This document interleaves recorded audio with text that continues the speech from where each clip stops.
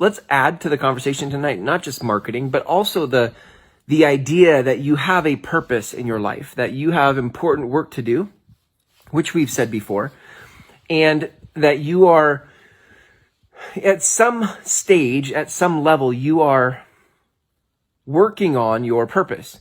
You are bringing life to your purpose.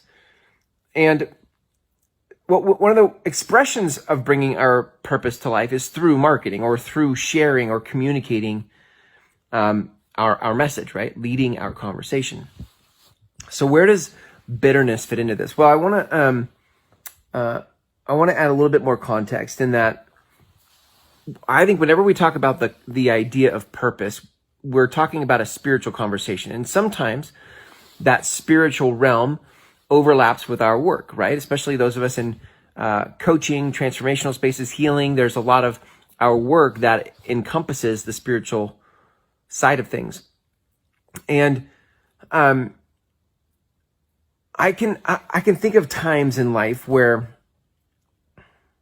I have been bitter, and I can still, by the way, true story, I can think of that today. Like Facebook is a great one for me. I can get bitter at Facebook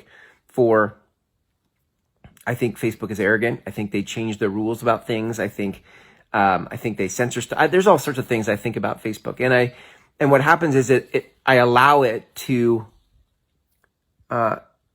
steal my focus from the things that matter, right? Like I get so annoyed by something. What started out as anger and maybe even rage, I tuck it on the back shelf, and it just sort of it transforms into bitterness, and it just kind of lives in the background back here as bitterness, and it chirps and it talks, right? On and on and on it goes.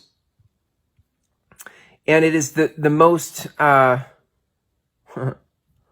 what's the right way to say that? Like, it is this persistent and chronic distraction, distracting my energy of love and light and the things I'm here to do in the world with purpose.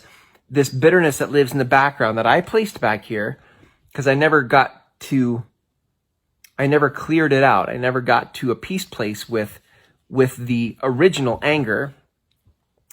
That chronic voice and bitterness steals my focus away from where my energy would be better spent.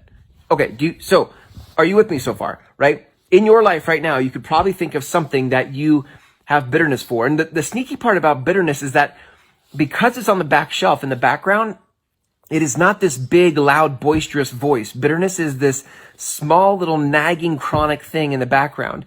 But if you're not careful, because it's chronic, if you're not careful, it steals your joy. And if it steals your joy, how do you bring joy to others? Right? Or let me say it this way. The joy you do bring to others isn't in its fullest form. Okay? I get that. I get that. The more I get to make peace with the anger and put to bed the bitterness, the more I can start to find a fuller expression of my joy.